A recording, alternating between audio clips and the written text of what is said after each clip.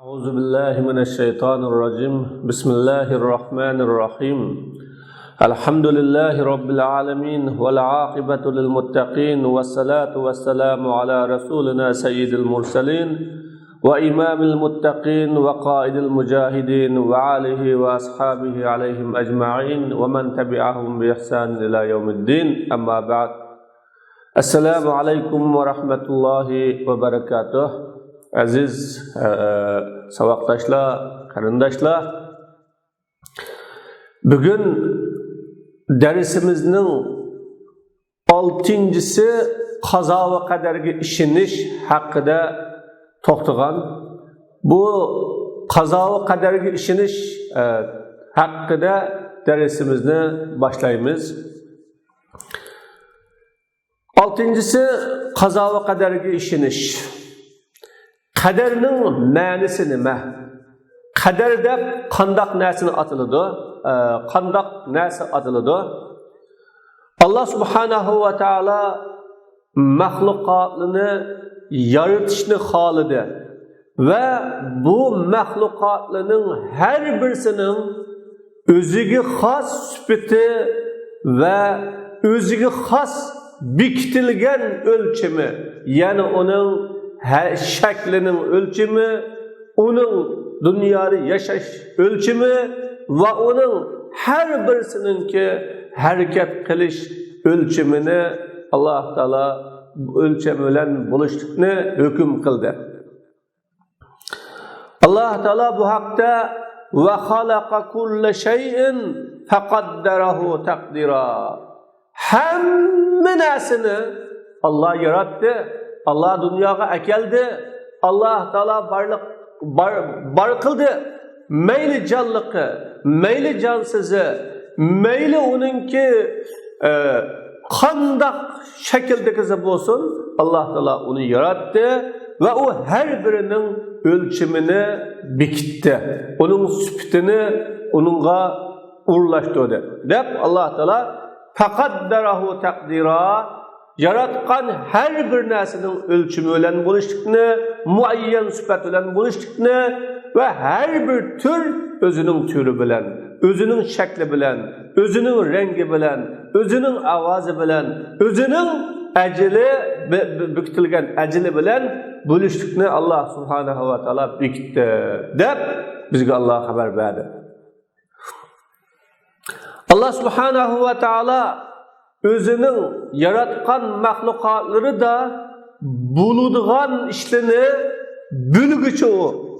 Şunda boğaçka Allah mahlukatlarını dünyaya ekergendin kin ve onu yaratgandın kin o mahlukatla nimiş kılıdığanlıkını, nimiş bilen şugullanıdığanlıkını, onun sıfatı kandak buluduğanlıkını Allah onu yaratıştın burun bülgenliki üçün kalemni levhul mahfuzda kıyamet günge kadar buluduğan nesinin özünü yazışqa Allah buyurdu. Kalemge. Allah dedi: "Alam ta'lam anna Allah ya'lamu ma fis semai vel ard." O insan, Allah subhanahu ve ta'ala'nın asmandaki, zimindeki her bir nesinin süpetini, onun ahvalini, onun hareketlerini, onun nefeslerini, kademlerini, şeklini, hacmini ve dünyada yaşaydıgan miktarının kandak buluduğanlıkını, bülütkanlıkını sen bilmemsen, Allah Teala'nın hem nesinin ahvalini bildiğanlıkını sen bilmemse, Allah bilmez mi? Allah haberi bulmaz mı? Allah her bir nesinin boğusu kandak bildiğanlıkını, boğandaki nimiş kılıdığanlıkını Allah bildi, sen Allah'ın bildiğanlıkını bilmemse. Hakikaten şu, dünya her bir nesinin boğusu kandak bildiğanlıkı, boğandaki nimiş kılıdığanlıkı, kandak yaşaydıganlıkı ne? Allah subhanahu wa ta'ala yazıvatkan inne zalike fi kitab hakikaten şu levhul mahfuzda yazılıp hakikaten şu Allah Teala'ga asan. Allah onu yeziş, onu urullaştırış, onun ölçümünü bekitiş, miktarını urullaştırış bu Allah Teala'ga asan.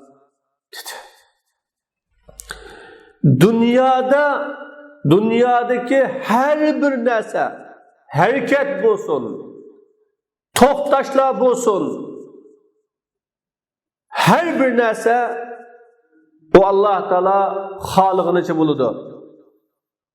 Dünyadaki hareketler, sakinatlıdın her bir narsa Allah Teala halıqan narsa. Fakat o Allah Subhanahu ve Teala'nın haliçi olan boğan. Allah deydi, "Yahluqu ma yasha ve huvel alimul qadir." Yani Allah halıqan narsani yaratıdı.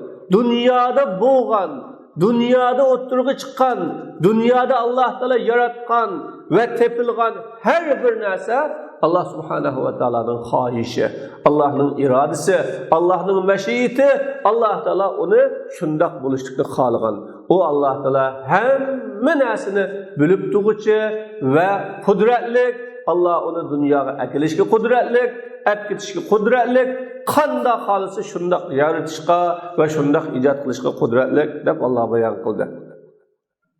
Hiç qandaq bir iş yüz bermeydi, fakat o yüz berse Allah Teala'nın kudreti bilen yüz beridi ve Allah Teala'nın hahişi ve iradesi bilen yüz beridi. Allah Teala وَلَا تَقُولَنَّ لِشَيْءٍ اِنِّي فَاعِلٌ ذَٰلِكَ غَدًا اِلَّا اَيَّشَاءَ اللّٰهِ. Sen hiç qandaq bir işqa men bunu ete çukum kelime deme.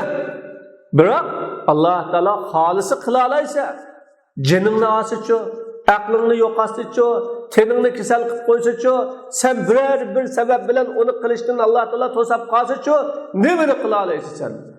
Demek sen kılıdığın her bir iş Allah'ın kudreti bilen, her bir iş Allah Teala'nın iradesi bilen, her bir iş Allah Teala'nın şunuğa muvaffak kılışı bilen ve her bir iş Allah Teala'nın şunu kılışkı şarait yaratıp bir iş bilen dep Allah Subhanahu ve Teala bana bizge dünyada kıymakçı boğan her qandaq işini Allah'ın kudretisiz, Allah'ın iradesiz kılanmaydıqanlığımızı, Allah Teala'nın kudretine tayanmay, yülenmey, o işle bilen şoğlanmaydıqanlığımızı bildiriş arqılı biz davamlıq Allah'ı sığınış, Allah'ı yeliniş, Allah'ı yalvarış, şu Allah Teala'nın yardım talep kılış, tevfik talep kılış, Allah Teala şu işini vücudka çıkarıp bir işini asan kılıştıkını ve vücudka çıkarıp bir işini Allah Teala'ga isilip tilaş kereklikini Allah bize bayan kıldı. Allah Teala halıqan nasi buludu ve nasi ki halıbı da Allah u bulmaydı. Qaza ve kaderge işiniş. Demek dünyada her qandaq bir narsa buludiken o Allah Teala'nın bilimi bilen boğan, Allah Teala'nın ilmi bilen boğan, Allah Teala'nın iradesi bilen boğan, hahişi bilen boğan. Allah Teala'nın ilmi ve hahişidin hiç narsa çıkıp ketmeklik. Ama boğan her qandaq bir narsinin dünyada boğan, Allah Teala yaratkan her qandaq narsinin ki özü Allah Teala'nın ki ölçem bilen urullaştırışı ve ma'lum sübet bilen urullaştırışı bilen boğan birodarlar. O hiç kaçan onun da özünün ihtiyarı, özünün iradesi bulap bakan emas. Qaza ve kaderge işiniş. Qaza ve kaderge işiniş imanın asaslık rüknelerden bir rükne. Bunu Resulullah sallallahu aleyhi ve sellem Cibrail aleyhisselam'ın hadisi de bayan kıtbağını dek. Ve en tu'mine bil kaderi hayrihi ve şerrihi. İman degen ne mi? İman degen qaza ve kaderinin yaxşısıga ve onun yamınıga iman etqanlık deb Resulullah bayan qiladi. Demek kader meyli yaxşı bolsun, meyli yaman bolsun. Endi kaderni yaxşı yaman deb ayırış o kaderinin insanğa bağlanğanlığı, insanğa münasibetlik bolğanlığı, insanğa çetilğanlık tarafından yaxşı yaman deb ayırılır. Amma Allah subhanahu va taolo tarafidan kelishda hammasi xayr, yaxshilik, hammasi Allah taolaning hikmati, hammasi Allah taolaning adolati, hammasi Allah taolaning bizga qilgan rahmatining ichidan bo'lgan birodarlar. Ammo bizga tushishda, bizga bog'lanishda, bizning ustimizga kelishda va bizga o ta'sir ko'rsatishda yaxshisi bo'lsa, qo'shiladiganlarimiz bo'lsa, yaxshi deydigan, ishimiz pushadigan, ko'nglimiz yerim bo'ladigan, bizga ziyon keladigan, yo ma'lum bir qiyinchiliklar bo'ladigan ishlab qolsa, o yomon deydigan bo'lganligimiz uchun mayli qo'shiladiganimiz bo'ldi, mayli ishimiz pushadiganimiz bo'ldi, qanday bo'lsin bu Alloh taolaning bekitishi bilan va Alloh subhanahu va taolaning ma'lum o'lchami bilan deb tushunishimiz lozim. İnsan Allah subhanahu va taolaning sirlerini to'liq bilishga, mukammal bilishga qodir emas o. Biroq uning ilmi Alloh taolaning ilmigaday bo'lgan chaqda unchaqda biladi. Bu mumkin emas. Va haza min mustahil, bu mumkin emas o. Demak Alloh taolaning dünyada urunlaştırgan, dünyada yaratgan, dünyada takdir kılgan her bir işin sırlarını, hikmetlerini, onundaki nimi bir tigide bir maksatın yoşurduğunluğunu insan bilemdi, bilemmiydi onu. Fakat Allah'ın ilmi kokşaş ilim boğanda, Allah Teala'nın hikmeti kokşaş hikmet boğan çağda bilemiydi, boğmusu bilemmeydi onu. Bana qarab bakmamsız, doktorlar, mutaxassislar, injenerlar qilayotgan ishlarga bir qarab bakmamsiz. Bu doktorlarning, injener mutaxassislaridan boshqalar bu doktor mutaxassislarning qilgan ishining hikmatini to'liq obdan bilinmaydi. Biroq ashuning ilmi ularning ilmining darajasiga yasam bilalaydi. Bir mutaxassis, bir injenerning qilayotgan ishini va uningdagi hikmatni boshqalar qalab qolmaydi. Faqat shuning ilmining darajasiga barobar yetgan birisi bo'lib qolsa, mana bunda qilgan to'g'ri, mana bunda qilish kerakdi, zodi to'g'ri qilibdi, mau bo'shunda bo'lmasa bo'lmaydi, zodi joyida qilibdi. Demak, mau haqiqatan usta muhandis ekan, haqiqatan usta doktor ekan, haqiqatan yetishgan mutaxassis ekan mau deb au to'g'ri xatoni va kamchilikni baho beralaydi. Ammo onun ilmiga yetmagan, oningdek bilimi bo'lmagan, oningdek tajribaga ega bo'lmagan, oningdek bir ilmni olmaganlar oningdan ayib topadi, qusur topadi. Ammo topgan bilan uning bilimi unga yetmaganligi uchun qusur topadi birodarlar. Agar bir nadallarning biri, masalan, bir doktorning bir kasalning qo'shiqini ichib, yeb ve üşeylerini keskelligini görse, o en qattiq itiraz qildi o. Lakana min ashaddin nas i'tirazan, o odamlarning qattiq itiraz qilganini dedi bo'ldi. Oy nimishqa bir soq bir insonning qo'shiqini kesamdi, qo'shiqini parchalamdi, qo'shiqni yaramdi uningki, üşeylerini kesamdi, ülep qolsa qanday bo'ladi? Oy ma'u mushunda qitlam jindan olib qolsa qanday bo'ladi? deb uningga qattiq itiraz qildi va inkor qildi. Lekin o doktorning qilayotgan ishlari da hikmatlik, dono ekanligini bilgan chog'ida va qilayotgan ishida usta ekanligini bilgan chog'ida o o'zininki ko'z qarashi va e'tirozidan to'xtaydi, tushidi. O'zining bu doktorning ilmi oldidagi nodonligini e'tirof qilib, men bilmayman, endi o'zlari bilalar deb. Haqiqatan uning qo'saqlarini yarmasa, pishmisa, qo'ziqini ichib, uchaylarini kesib, soqi uchay bo'lib qolgan bo'lsa, u soqi uchini elvatmasa, insonning saqaymaydiganligini bilgan vaqtning o'zida andin kel, mani kesish kerak ekan, mani parchalash kerak ekan, mani ichish kerak ekan deb u vaqtda e'tirozdan to'xtaydi. Demak, mu'min o'zining Robbiga eng Robbiga loyiq bo'lgan Ali mukammallikni biladi. Rabbimga o'ziga loyiq bir mukammallik bor. U mu'minni ko'rsiz har qanday ish paydo bo'layotgan har qanday ish onun bir hikmeti var digelden görürsüz.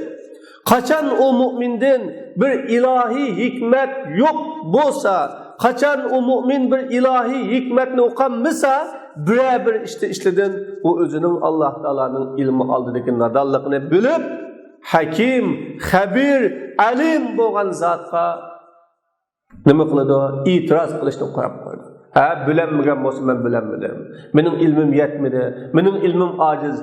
Amma Allah alim o. Amma Allah hakim o. Amma Allah bununda bir hikmetni uğurlaştırgan ki Perverdigarım. Mening itirazım yok, inkarım yok, tenişim yok, karşılaşım yok. Çünkü men bir narsani bilmayman Perverdigarım. Bana bergen bilim senin biliminin bir denizning bir tamchisi Perverdigarım. Belki onunla beraber kelmez. Mening nima haddim deb umumin o'zining haddini biladi burada.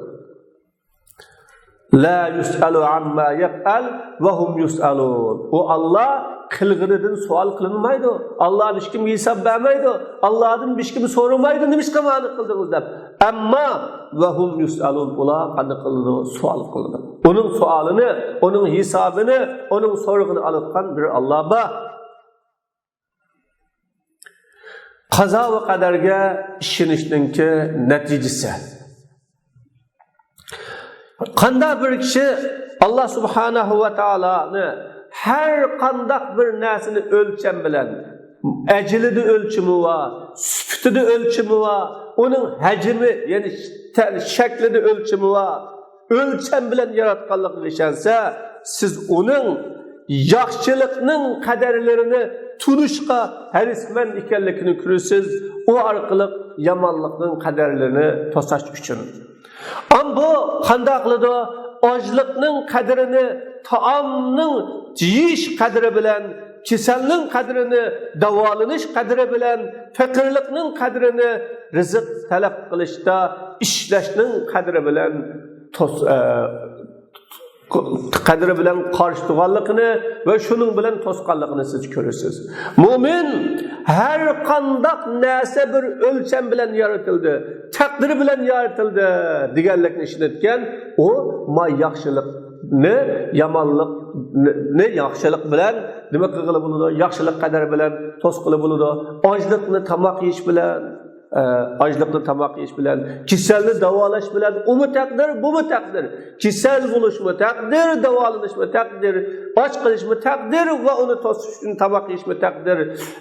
İnsan kembegil buluş mu takdir ve onundan kutuluşun rızık talep kılış mı takdir? Her bir neyse Allah Teala'nın takdiri der, yani o şu takdirini, yaman takdirini, yaxşı takdiri bilen özgürtüşki terişidir o. O Allah Subhanahu ve Taala'nın takdiriga işengen kişini onun koludan ketken nasiga ümit üzmegenlikini ve onunla musibetinin köp kelishi bilan ümitsizlik yetmegenlikini veya ki pekirlenip özünü çoğ tutmaganligini yoki qanchalik nasibe boylik berilsin yo'g'onlik qilmaganligini ko'rsizsiz o. İşengen holat Allah'ning ma asaba min musibatin fil ardi ve la fi enfusikum illa fi kitabin min qablen nebraha. Ziminda ve sizlarning o'zinglarda yetken musibet fakat biz onu yaratishdan burun lavhul mahfuzga yozilgan dedi Allah Teala. Mayli ziminda yetken musibet bo'lsin ve özümüzde yetken musibet bo'lsin, onu Allah Teala onu biz yaratishdan burun lavhul mahfuzga yozgan. Hakikaten bu Allah Teala asab. Sizlar nima uchun yozayotgan? Sizlar qo'linglardan ketgan narsani xushal bo'lma, qayg'urib qolmasliging uchun. Allah'ın takdiri iken, uğurlaştırırken bir hikmet bağdı. Rabbim muşunu menin qo'lamdan ketkizishga, mahrum qo'yashga, muşununga erişemmasligimga Rabbim uğurlaştırıp iken, bunun da bir hikmet bağdı deb bununga qayg'urmasliging uchun va sizlarga Allah Taala bergan narsa bilan xushal bo'lmasliging uchun ki o'zimning aqli bilan, kuchi bilan, texnikasi bilan, o'zimning mahorati bilan, tecrübesi bilen ya egenligen bir özemdeki hüner sanatı bilen eriştim bu demey Rabbim bunu bana şundak uğurlaştırıp duruptu, Rabbim bana şundak berişlik takdir kıptı dep, Rabbim'e teşekkür bildiriş, Rabbim'e teşekkür bildiriş üçün xuşal bulap kıranlap ketmeslik, kaygırıp ülep ketmeslik üçün biz siligi yetken her bir nesini onu yaratıştın burun lavhul mahfuzga yazıp koygan dep Allah Teala bayan kıldı. Allah Teala yoğan bu maqtançıqlarını dostmaydı. Kim Allah Teala'nın kaderiga işense ve onun kudreti ve kayışıga işense özünün acizliği ve yaratkucu Rabbiga muhtajlıqını bilse siz unda kişinin Rabbiga tevekkül kılışıda rastcil ekanligini tunuysiz. O Allah Subhanahu ve Teala takdir kılgan sebeplerini tutudu, Rabbidan yardım talep kılıdı, onu o sebeplerini kılıştan aciz kılgan işleme. O devamlılık Allah'ın "Kul la yusibana illa ma kataballahu lana" degan sözünü işenç bilen, cezmiyet bilen tekrarlaganligini görürsüz. Bizge hiç qanday bir narsa yetmaydi. Hiç qanday şer yetmaydi. Hiç qanday bir musibet yetmaydi. Hiç qanday bir narsa yetmaydi. Fakat Allah bizde için takdir kılgan narsadır. O Allah bizden igimiz, Allah'a güylensin müminler, işence kılsın müminler degan mana bu sözünü işenç bilen tekrarlaydı o mümin.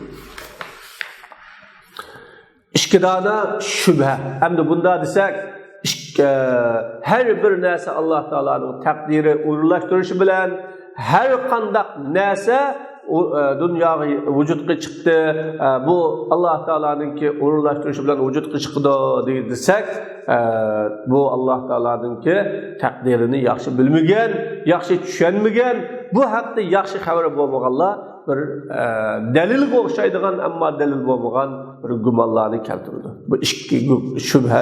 Birinchi shubha, ba'zi nadan kishilar da'vo qiladi, Allah o azdır deb. Bizde azlığını Allah. Ve ularni namaz okumaslik, roza tutmaslik ve başka işlarni, yaxshi işlarni qilmaslikqa mecbur qilgani Allah deb da'vo qiladi. Ve başkalarını hidayet qilgani Allah deb da'vo qiladi.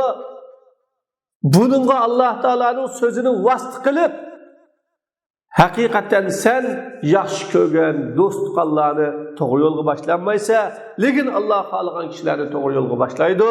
U Alloh taolo to'g'ri yo'l topquchilarni obdan bilguchidir degan bu oyatni vasf qilib, ana Hazreti Resulullah'ımı Allah sen yaxshi ko'rgan, do'st tutgan, bir hidoyat topsa bo'pti deb orzu qilgan odamning o'zini to'g'ri yo'lga boshlanmaysa debdi. Demak, bu takdir, bu nima? Hidayet Allah'ın qo'lida ekan. Hidayetni Allah qiladi ekan. Her bir narsa Allah'nınki ishi ekan. Bizda bunga amal yo'q ekan.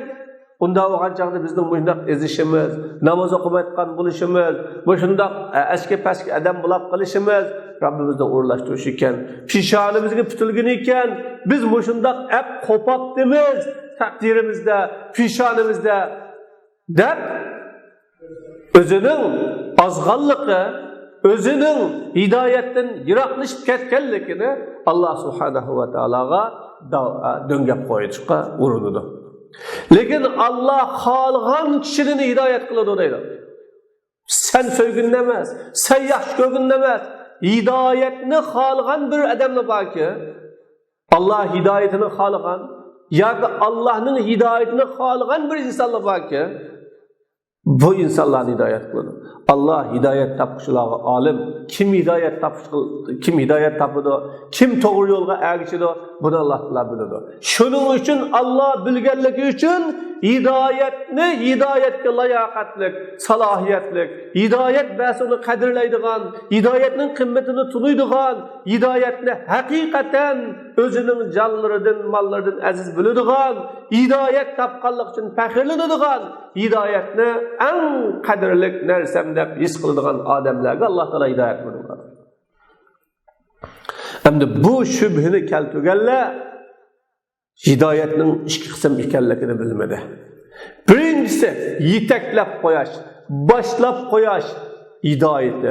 ikkinchisi yordam berish hidoyati. Ammo yetaklash, boshlash hidoyati, u hidoyat seni sen bağmakçı bo'lgan, iroda qilmoqchi bo'lgan o'yga yetkizitgan bir yo'lga boshlab qo'yganga o'xshaydi bu. Ya boshlab qo'yish hidoyati. An o seni qo'yib qo'ydi, boshlab qo'yib Fahuva qad hadaka, mana o seni yetaklagan bo'ldi, boshlab qo'ygan bo'ldi Allah. Mana shu. Sen bağmakçı bo'lgan o'yga, amasi siz falan ko'cha orqali, pustoni yo'l orqali Pukuniyaga borganda munda mansınız, anda mansınız, siz aşşu diğer yeringizga borsiz deb yo'l ko'rsatib qo'ydi. Undan keyin yo'l ko'rsatib qo'ydi, o'zingiz mangasiz. O'zingiz shu yo'lda mangasiz. Mana bu yetaklash va nima qilish, boshlab qo'yish hidoyati. Ammo Alloh taolaning payg'ambarlari bu hidayetni ado qila oladi insoniyat uchun. Mush hidayetni ado qila oladi. Ular insonlarni yo'lga yetaklaydi, yetkazadi, yo'l ularni jannatga yetkazib qo'ygan yo'lga yetaklay oladi. Mani qilsang jannatning amali, mani qilsang do'zaxning amali, mani qilsang jannatga kirsa, mani qilsang do'zaxga kirsa, ma'u haq, ma'u batil deb jannatga yetkazadigan yo'lga insonlarni yetaklab qo'ya oladi. Alloh taolo Rasululloh sallallohu alayhi vasallam xitob qilib, innaka latahdi ila siratin mustaqim dedi. Haqiqatan sen to'g'ri yo'lga boshlaysan, to'g'ri yo'lni ko'rsatib qo'ysan, to'g'ri yo'lga yetaklab qo'ysan deb Alloh taolo Rasulullohning ana qiladigini to'g'ri yo'lga yetaklash, to'g'ri yo'lga boshlash va to'g'ri yo'lni nima qilish, ko'rsatish ekanligini bayon qildi. Ammo yordam berish hidoyati, buning misoli sehi, mehribon, do'stona bir odamga o'xshaydi buni misol qilsam. Sen uningdan sen ko'zlagan, iroda qilgan bir o'yga yetkazib qo'ydigan yo'lni so'rdi uningdan. O seni shu yo'lga yetaklab qo'ydi. Yordam berishni uningdan talab qilding. Menga bir yordam bersang deb. Bu seni mashinasiga chiqadi va sening qo'lingni sen ko'zlagan maqsadga tutib olib qo'ydi. Mana bu yordam berish hidoyati bu.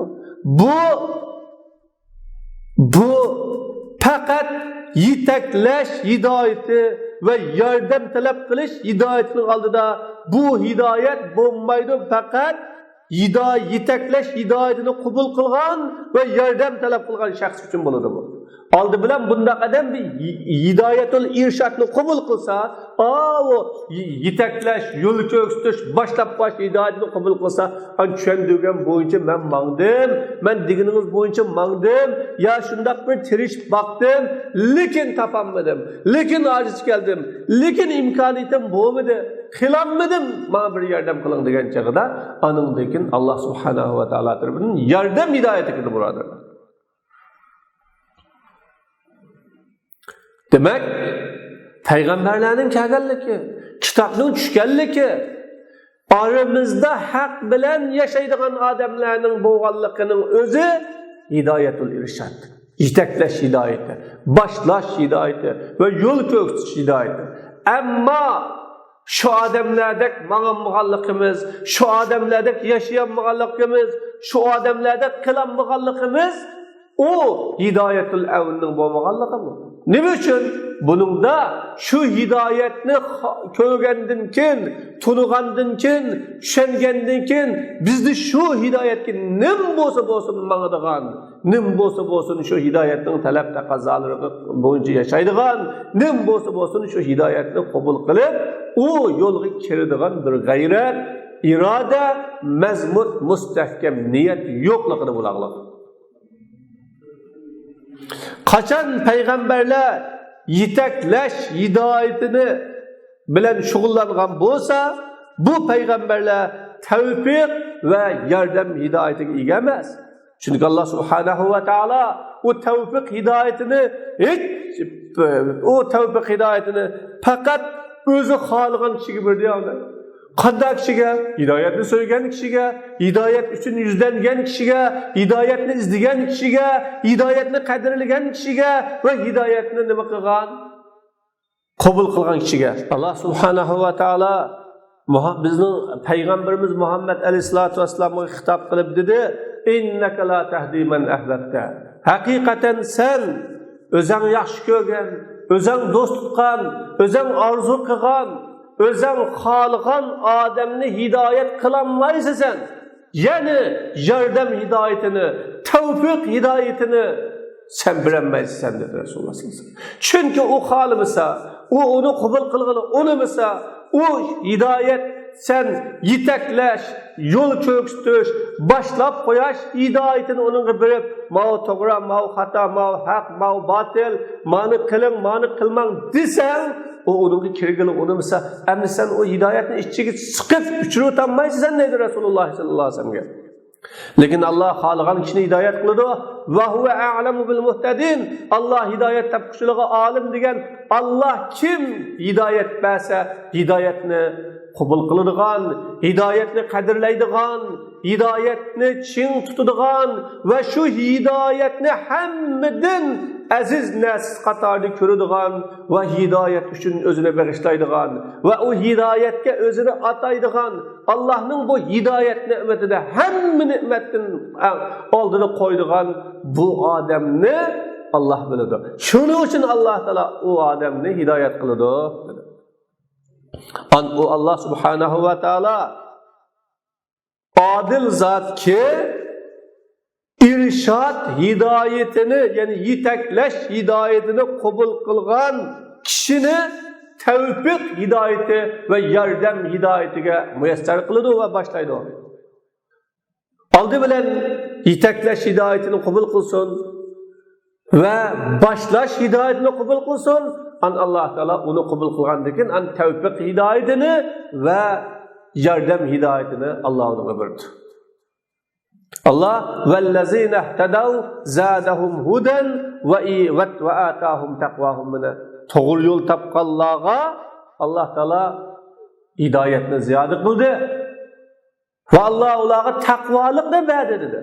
To'g'ri yo'l topganlarga dedi Allah. To'g'ri yo'lni qabul qilganlarga hidoyatini ziyoda qildi, ya'ni tavfiq hidoyati berdi, yordam hidoyati berdi va ularning taqvo, Alloh ularga taqvolikni berdi. Allah subhanahu va taolo ozdurmaydi, faqat Allah ozdurishni xohlagan kishini kimdan yetaklash hidoyatini rad qilgan kishilardan oldi bilan yetaklash hidoyatini, yo'l ko'rsatish hidoyatini rad qilgan bir turkumlar odamlar bor.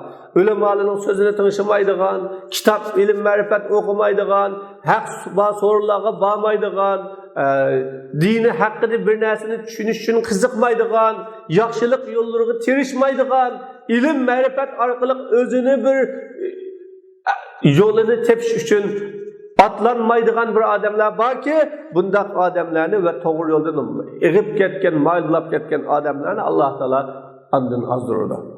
Mana Alloh taolo dedi: "Falamma zaghu azaghahum, falamma zaghu azaghallohu qulubahum, vallohu la yahdil qawmal fasiqin." Ular haqiqatdan egibdi, mundu egibdi, bunu maylulab ketibdi deydi Alloh taolo. Falamma zaghu, ular haqiqatdan egib, haqiqatdan maylulab, haqiqatdan shundu samayan bo'libdi. Allah ularning qalblarini hidoyatdan mayl qilyapti. Alloh taolo fosiq qavmini hidoyat qilmaydi dedi.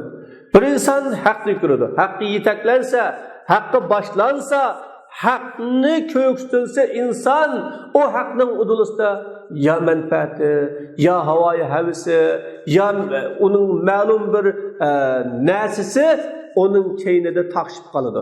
Shuning bilan o menfaatini o'ylab, havoyi havisini o'ylab, yoki o'zininki bir tanlagan tanlashini o'ylab, ya bir orzularini o'ylab, o haqdan azroq mayl bo'ladi. Azroq o'zini yuzo'riydi. Alloh taolo uning qalbini shu zaman hidoyatini yuzo'rtiradi bu yerda. Allah fasık kavmini hidayet kılmaydı. Demek yetaklash hidayetini Allah bütün adamlarga berdi. berganlik üçün peygamber etti. Berganlik üçün kitaplarını Allah Teala onların hemmiga yetkizdi. Berganlik üçün Allah Teala her bir zamanda, her bir yerde hak ve hidayetki çağırdıgan adamlarını kıldı. Ve onların hak ve hidayetki kubul kılmagan, avaz koşmagan ve o hak hidayetki kemigen adamlarını Allah Subhanahu ve Teala hidayet-i tevfik ve hidayet-i ma'unedin ayırıp koydu. İkinci şüphe, bazı cahiller deydi. Allah Teala levh-ül mahfuzda yazıp koygan iş, o namazını taşlagıçını namazını taşlaydıgan kıldı. Namaz okuğuçunu namaz okuyduğun kıldı deydi. Allah Teala mani namaz okudu deb yazıp qo'yibdigan peshonasiga bu namaz o'qiytayna. Bizni namaz o'qimaydi deb yazıp qo'ygan chaq ekan, biz shuni namaz o'qimadik deydi. Bu bir çüş bu. Bu bir oy bu. Çünkü namaz o'quvchi namazga o'zining ixtiyorlik bilan o'rnidan turadi. Mecburlashsiz yo'q, uni zo'rlash yo'q. Namazını taşlayıcı o namazı taşlaydı, mecburlamay ya zorlamay, bir kim bana namazı taşla, dep onu mecburlamaydı bir yerde, zorlamaydı. Mana bu, ini hemme insan bildi ya bunu.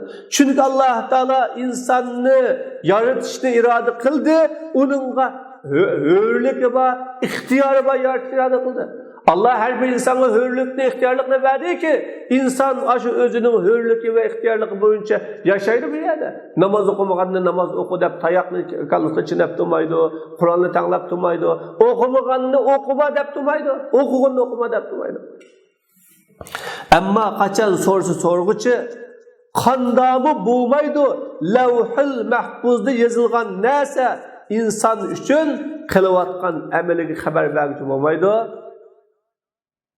O ezeldi şunda yazılgan tusa deyimiz iş asan. Onu bu misal aydınlaştırıp buyurdu. Demek soruğu çıkıp o levh-ül mahfuzda yazılgan neyse insanın kılıvatkan işini haber bitkan bulmandı bir yerde. Karamapsiz bir şagirdlerininki ahvalının haberi var. Okuğuçularının ahvalını bilitkan bir zirek ustazın birisi imtihan suallarını koygan okuğuçuların imtihan alay dep imtihan suallarını koygan zeki ustaz şagirdinin ahvalının haberi var zeki ustaz navadı o bir kağızga imtihanda çökep ketadigan imtihandan ötenmeydi dep işkence kılgan adamların ismini yazıp koysa ve galibilik ötüdü, neticelik ötüdü, muvaffakiyet kazını alaydı dep işkence kılganlarının isimlerini bayan kılıp koysa, an imtihan kese netice aşkar olsa, an imtihandan ötenmegenler bana kese diye sözü bunda özünün sözü bilen hakikaten ustaz bizge kağızda yazıp koygan neyse şunda dep yazdı ki biz imtihandan ötenmeymiz falan imtihandan ötenmeydi dep yazgan neyse o bizning ötenmeslikimizin sebebi dep kese bu ulanın fahal sayuqbalu özruhum bunda dep kese ulanın özrüsü kabul kılınamdı. Ya ulağı değilemdi, ustaz kağızga yazıp koygan iş, o ustazның ilimi ve onun sizlerning ahvalını burundan bulutqanligiga alaqadar bir iş değilemdi. Sizlerning imtihandan ötenmegenligiga özüңizning sal qaraganligi, boşanligi, hurulligiga alaqadar bu. Sizlerning hurulliqlarını, boşanlıqlarını ustazın ilmi ve onun tecrübesi bilen bana körsatmaklısılar dilemdi. Öyle bakınlar. Velillahil meselul a'la. Allah Teala mahlukatlarını yarattı. Allah Teala onların ahvalını bildi. Allah neydi? Ela ya'lemu men halak. Yaratkan zat özünün mahlukatlarının ahvalını bilmem bir yerde. Onun haberi yok mu? Ela ya'lemu men halaka halqa ahvalihim. Yaratkan kişi öz mahlukatlarının ki ahvalını bilmemdi. O mihriban xabardordir. Yani her bir mahlukatının ahvalini, onu qanday bo'lganligini, nima ish qiladiganligini, oxirgi natijasi uning qanday chiqadiganligini Alloh biladi. Bilganligi uchun Alloh uni yozib qo'ydi ya.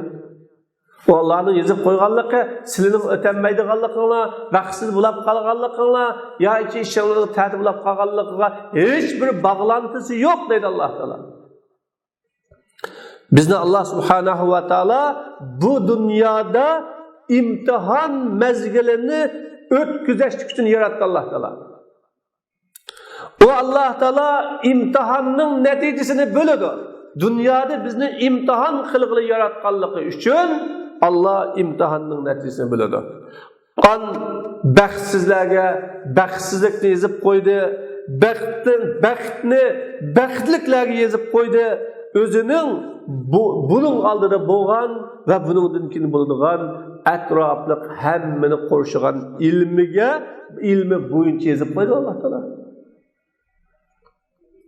Ehtimal ustoz özünün şagirdlerinin neticesini bekitişte, urunlaştırışta hata etişi mümkün.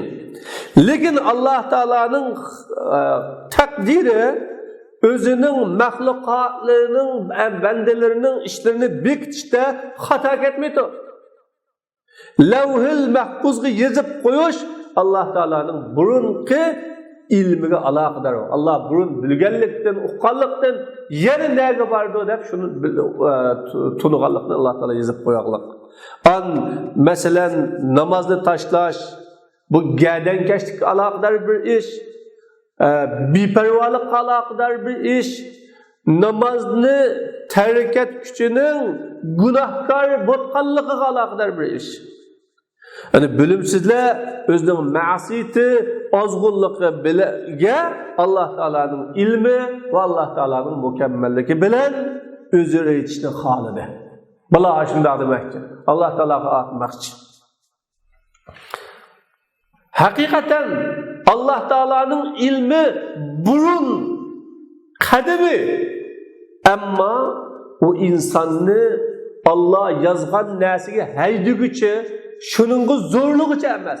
Allah Teala'nın yazganlığı özünün onundan burun bilganligi uchun. Amma o yazıp qo'yganligi insonning shundoq bo'lishqa hayditgan narsa emas. Allah Subhanahu ve Teala özünün payg'ambariga qiyomat kunga qadar bo'ladigan ishlar bilan xabar berdi. Va biz yuqorida qiyomatning alomatlarini ko'rdik. Şunu gördük ki nurg'unisi Resulullah sallallahu aleyhi ve sellem sözlügen ve onu Müslümanlar hadis kitaplarında yazıp koyduğunu bugün yüz berayotganligini gördük ya. Bir şahıs Müslümanların yazganlığı bugün bo'layotgan işlerini Müslümanların peygamberinin haber berişi bilan yazıp koyganlığı o bu işini payda qildi deb da'vo qilamdi. Yani Müslümanlar bunda yazıp diken burun kitapta şunda hatırlap koyap diken aşı sebepten muşu bulap kaldı demdi o ya ki bunu burun bölüp bulap diken burun kıla hakikaten hikmetlik, hakikaten dana, hakikaten alim, hakikaten tecrübelikken ki netcan yılının ken bulduğun işte perez kıla alıp diken demdi onu. İlim burun, ama o ilim burundur. Bu haydiguchi emas. Yazganlığı o insanın hareketini, hayatını ve işbaliyalini şundaq bo'lishga haydaydigan emas bu. Amma burun bo'lganligidan shundaq bo'ladiganligini, shuningdan sirtqa chiqatmaydiganligini bilganlikdan bu ilm. Shuning uchun Allah Subhanahu ve Teala'nın yazganlığı bilan o'zining bugünkü azgınlığı, hatalığı ve şundaq dini İslam'ın talep taqazzası bilan yaşayanmağanlığa hiçbir bağlamaması gerek. Bu bağlılış, bu cahilların özünü aklaştığın bir sebebi, bir banası, bir vasıtası bu.